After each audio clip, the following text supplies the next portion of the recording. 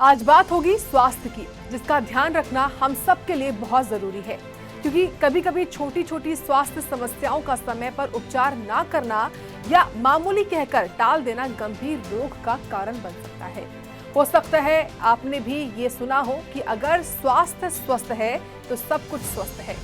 खैर, जहां एक और देश में कोरोना के केस लगातार तेजी गति से बढ़ रहे हैं और शासन से लेकर प्रशासन तक कोरोना नियमों का पालन करने की अपील कर रहे हैं, तो वहीं दूसरी ओर खराब खान पान की वजह से कई लोग गंभीर समस्याओं से भी जूझ रहे हैं, जिनमें मोटापा बढ़ना और फैटी लीवर प्रमुख है। आज इस वीडियो में हम आपको विस्तार से बताएंगे कि फैटी लीवर क्या है, इसके लक्षण क्या है और सबसे बड़ी बात, इसका कारण, निदान और उपचार क्या है। पहले बात करते हैं आखिर क्या है लीवर।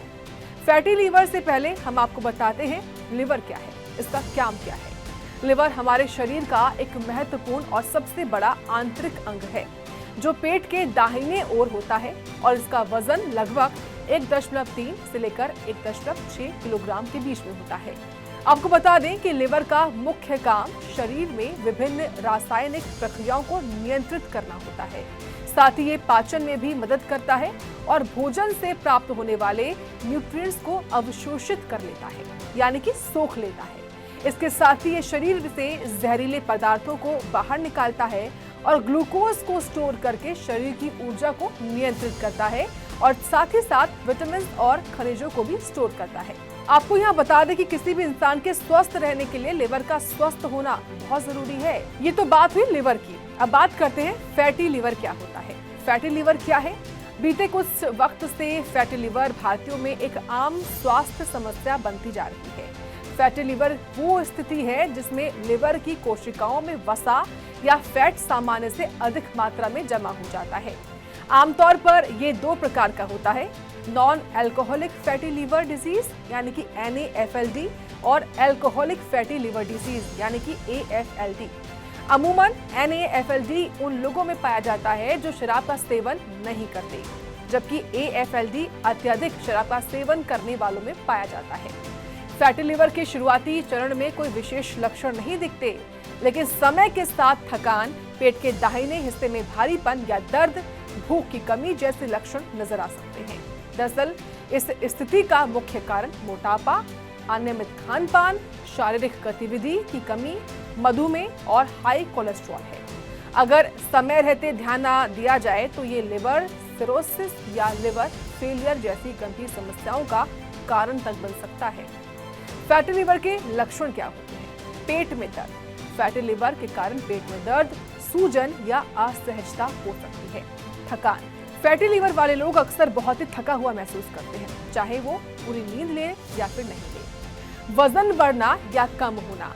अगर आपको बिना किसी वजह के वजन घटता हुआ महसूस हो तो ये फैटी लीवर का संकेत हो सकता है। भूख में कमी।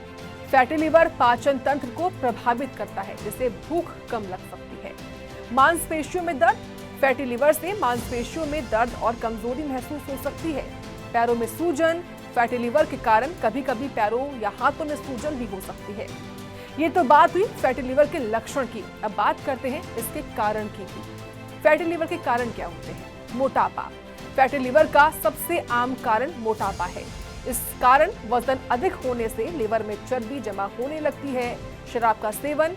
शराब लिवर को नुकसान पहुंचाती है और फैटी लीवर का एक प्रमुख कारण बन सकती है। डायबिटीज। डायबिटीज से पीड़ित लोगों में फैटी लीवर की संभावनाएं अधिक होती है। साथ ही हाई कोलेस्ट्रॉल। शरीर में कोलेस्ट्रॉल का उच्च स्तर भी फैटी लीवर का कारण बन सकता है। कुछ दवाइयां, कुछ विशेष दवाओं का लंबे समय तक सेवन करने से फैटी लीवर की स्थिति उत्पन्न हो सकती है। लक्षण और कारण के बाद अब बात करते हैं इसके बचाव की। फैटी लीवर से बचाव के उपाय। वजन कम करें। अगर आप मोटापे से ग्रस्त हैं तो वजन कम करना बेहद जरूरी है। वेट लॉस से फैटी लीवर का खतरा घटता है। हेल्थी डाइट अपनाएं। संतुलित और पौष्टिक आहार लें। जंक फूड और प्रोसेस्ड फूड से बचें। नियमित व्यायाम करें।